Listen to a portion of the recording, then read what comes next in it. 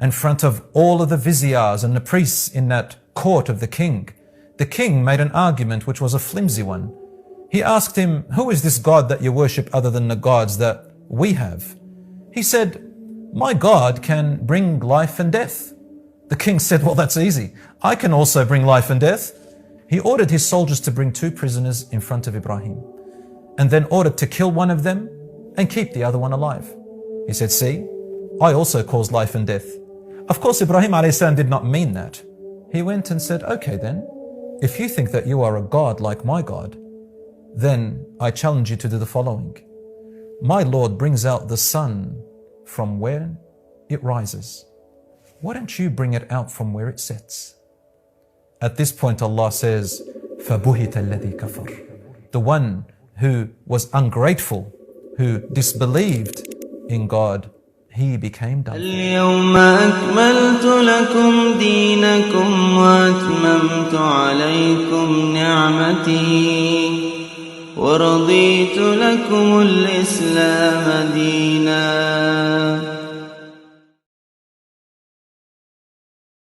ربنا آتنا في الدنيا حسنة وفي الآخرة حسنة وقنا عذاب النار. So many promises, this world gave me nothing but some false hope. Lost soul chasing after dark roads, them finer things really don't mean nothing if I forget the end goal.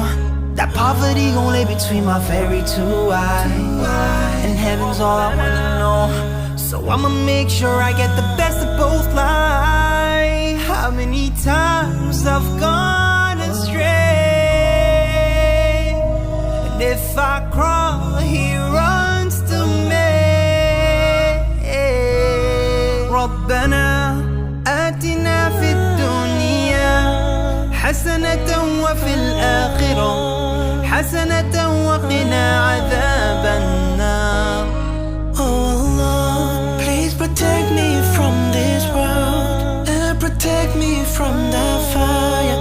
Rabbi, keep me on your guided path. Oh, see, we complain about a cold life when the Lord made us warm, we just lost sight.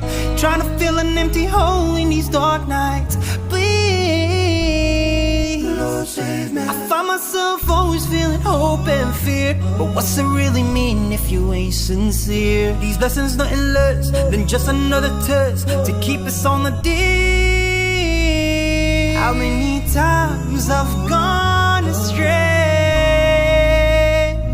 and if I crawl, he runs to me.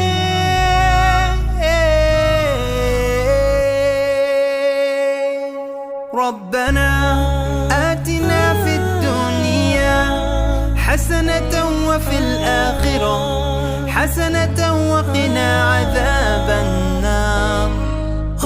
An infant child, imagine what this woman must have gone through. And Prophet Ibrahim alayhi salam puts the mother and the child in the barren land, in the deserts, in the Arabian scorching heat, put there, but they have one thing, that is Allah subhanahu wa ta'ala.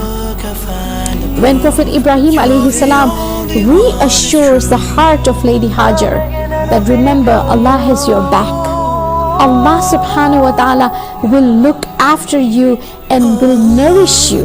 You just have to be patient. You have to protect me from the fire. Rabbi, keep me on your guided path. ربنا آتنا في الدنيا حسنة وفي الآخرة حسنة وقنا عذاب النار. Oh Allah, please protect me from this world and protect me from the fire. Rabbi, keep me on your guided path. ربنا آتنا في الدنيا حسنة وفي الآخرة حسنة وقنا عذاب النار. يا رب. Why did Allah subhanahu wa ta'ala love Ibrahim alayhi salam so much? I tell you what, If you study his life, initially, he led a very, very lonely life. Very lonely.